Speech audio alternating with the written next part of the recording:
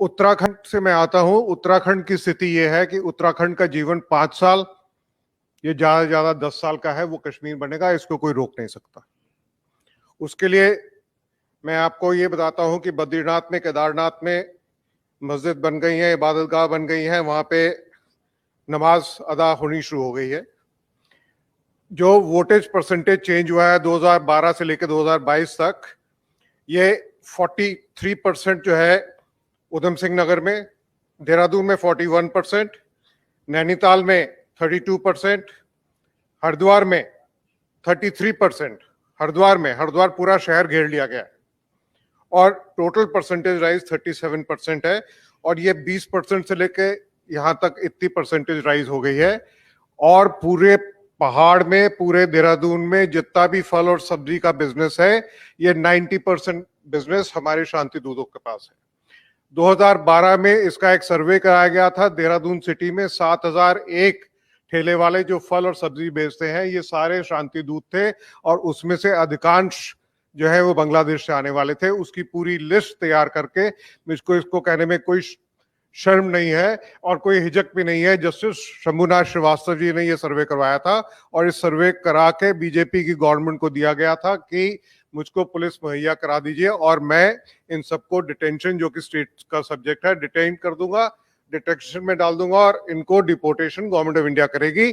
तो उस जुलाई 31 को शंभुनाथ श्रीवास्तव जी का कार्यकाल उत्तराखंड में बीजेपी सरकार ने समाप्त कर दिया। तो ये हमारी स्थिति है। अब इसका समाधान क्या है? इसका समाधान ये है कि हमारा उत्तराखंड का 630 किलोमीटर का बॉर्डर चाइना के साथ लगता है और एक बटालियन जो है वो 40 किलोमीटर के एरिया को पेट्रोल करती है। हमारे यहाँ वहां पे स्काउट्स एंड गाइड्स हैं। उन स्काउट्स एंड गाइड्स को अरुणाचल जो स्काउट्स हैं या जो सिक्किम स्काउट्स हैं, उसके तर्ज के ऊपर पैरामिलिट्री फोर्स की तरह उनको वहां पे लगाया जाए। उनकी भर्ती जो है वहीं कुमाऊं और गढ़वाल से हो और वहीं वो पोस्ट रहे 6 से 7 साल तक।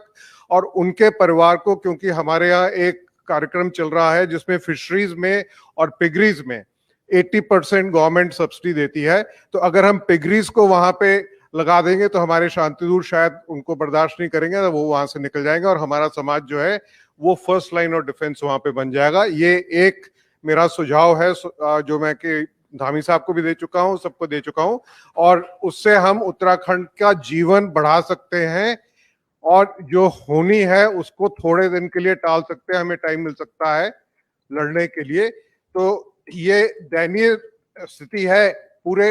और सबसे मैक्सिमम देहरादून शहर के अंदर धर्मपुर में जो चेंज आया है, 56% शांति दूतों की आबादी है। देहरादून सिटी भी सेफ नहीं है, कोई कॉलोनी सेफ नहीं है। देहरादून में क्या आप कर सकते हैं उसका सोल्यूशन? मंदिर को सेंटर बना के मित्र मंडली बनाइए, मंदिर में जाके इकट्ठे होइए, मंदिर में जाके सबके साथ बनिए, मंदिर का भी उत्थान कीजिए और आपसी में भाईचारा बढ़ाइए और एक दूसरे को पहचानिए। वो आपका एक जो मित्र मंडली है, अगर आपके घर में 4 लोग आते हैं तो आपने उस मंडली को बुलाया तो वो आपके साथ खड़े होंगे, अन्यथा आपके पास कोई आदमी नहीं है। आपने अगर हथियार भी ले लिए तो उसमें 6 गोली होंगी, कितने लोगों को मारेंगे उसके बाद आप मरेंगे अवश्य, ये पक्का है।